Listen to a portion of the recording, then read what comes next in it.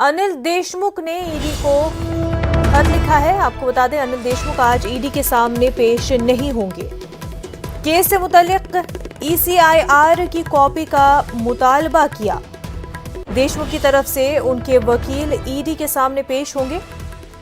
देशमुख का कहना है, मेरा बयान ऑडियो या वीडियो फॉर्मेट में रिकॉर्ड किया जाए।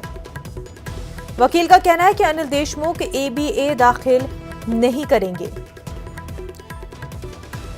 अनिल देशमुख के हवाले से आपको बड़ी खबर बता रहे हैं। अनिल देशमुख आज ईडी के सामने नहीं पेश होंगे। समन जारी किया था ईडी ने। अनिल देशमुख को पूछताछ होनी थी। मनी लॉन्ड्रिंग का ये पूरा मामला है, लेकिन इस वक्त जो अहम खबर इस मामले से जुड़ी हुई सामने आ रही है, अनिल देशमुख आज ईडी के सामने पेश नहीं होंगे।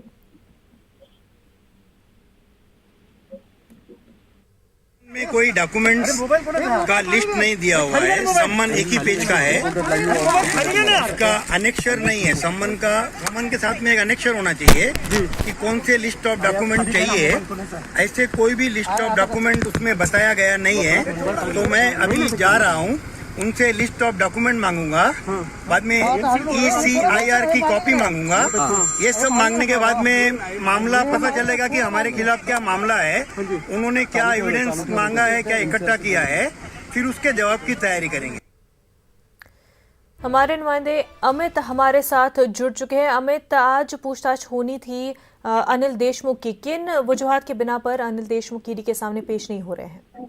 देखिए, जो लेटर ईडी को लिखा गया उसमें कुछ महत्वपूर्ण बातें ये लिखी गई हैं। देशमुख ने ये कहा है कि मुझे इस केस में दाखिल किए गए ECIR की कॉपी नहीं दी गई है। मेरा बयान जो है ऑडियो और वीडियो फॉर्मेट में रिकॉर्ड किया जाए। आपके संबंध में ये बात साफ नहीं कि आपने मुझे क्यों बुलाया है। मुझे मीडिया से पता चला है कि आपने मुझसे जुड़े 2 लोगों गिरफ्तार किया है। मुझे ECIR की कॉपी दिए बिना व्यक्तिगत रूप से पेश होने के लिए कहना, मुझे ये प्रतीत होता है कि मेरे खिलाफ दुर्भावना से आपकी ये कार्रवाई हो रही है।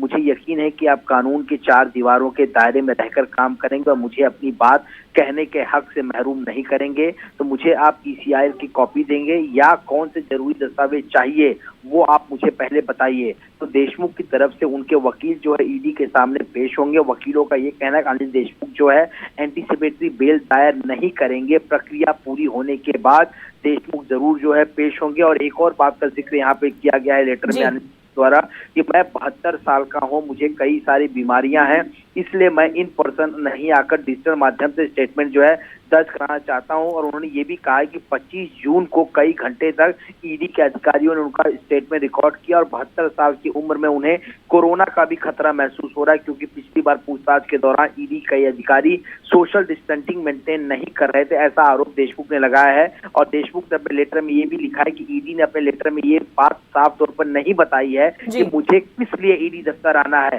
क्योंकि मुझे सारी जानकारी जो है मीडिया से मिल रही है, ना कि ईडी के अधिकारियों ने कोई दस्तावेज मुझसे मांगा है, ना ही मुझे कोई दस्तावेज जो है वो भेजा गया है। तो फिलहाल जो है अनिल देशमुख के वकील जो है वो पहुंच रहे हैं ईडी दफ्तर यहाँ पर, और वो जो जरूरी दस्तावेज जो सबमिट करने होंगे उनकी लिस्ट मांगेंगे। जो दस्तावेज ईडी से लेने हैं उनकी मांग करेंगे। साथ ये पता लगाया जाएगा कि आखिरकार कौन से आरोप लगे हैं इन पर, ताकि इन सारी जानकारियों के इकट्ठा होने के बाद अपना पक्ष जो है अनिल देशमुख मजबूत रख सकें। बिल्कुल, तो एक बार फिर जो है अनिल देशमुख ईडी के सामने पेश नहीं होने वाले हैं। बेहद शुक्रिया अमित तमाम तफसीलात के लिए।